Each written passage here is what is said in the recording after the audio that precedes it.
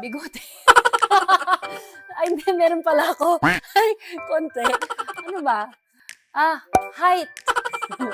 Matangkad yung mga kapatid ko sa akin. Yung sumunod sa akin na kapatid ko, matalino siya sa science field. Yung bunso naman namin sa math field. Yan. Wala ako niyan. Kaya yung kinuha kong course, walang math. Sila yung matalino sa part na yun. I think ate. Meron silang ate. Ako wala akong ate. But, ayun, I think different experiences from different siblings, I guess. Yung katalinuhan niya. Grabe yung kapatid ko kasi ano na siya, second year college na siya ngayon. Tapos he's taking up electrical engineering. Tapos, nag-promise ako palagi sa kanya kapag nasa dean's list siya, bibigyan ko siya ng reward. Wow! Tapos, ang consistent niya. And, hindi lang yung ina-expect ko na grade, mas natataasan niya ng mas natataasan. Mahilig siya sa math. Ganon. Talagang matalino yung kapatid ko. Yun ang sipag niya mag-aral. At hindi ako ganon ng college. Napapa-wonder ako bakit hindi ako ganon ng college. Kasi pala, mag-artista pala ako. Ang kapatid ko kasi masipag, kahit na anong oras. Ako kasi minsan may buffering. Yung mga kapatid ko, hindi sila pasaway sa magulang namin. Ako medyo may konti lang, hindi ko sinabi pasaway ako. May konti lang na pasaway. Mataas yung pasensya nila. Ako medyo mababa yung patience level ko eh. Parang hindi ko masyado minsan gusto yung naghihintay ng sobrang tagal para mabilis ako mainip.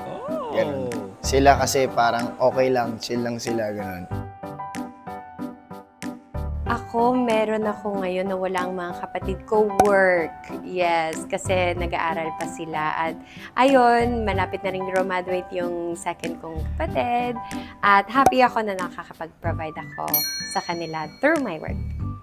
Diploma. Kasi ako, nakagraduate na ako ng college. Sila, mga bata pa sila. Yung isa graduating pa lang, kaya wala pa silang diploma. Pagpasensya, medyo malawak din yung aking pagpapasensya sa mga kung anumang senaryo,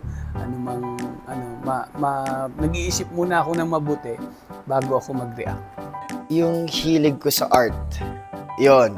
Sobrang mahal ko yung art eh. Kaya parang hanggang ngayon, mahal ko pa rin yung trabaho ko bilang isang tagapagganap. Base sa mga kapatid ko kasi, hindi sila ganun kahilig sa art eh. Ayun naman, mas artsy naman ako sa kapatid ko. Yung kapatid ko medyo, kulang siya sa artsy side. Parang very bookish, very academically inclined kasi yung kapatid ko na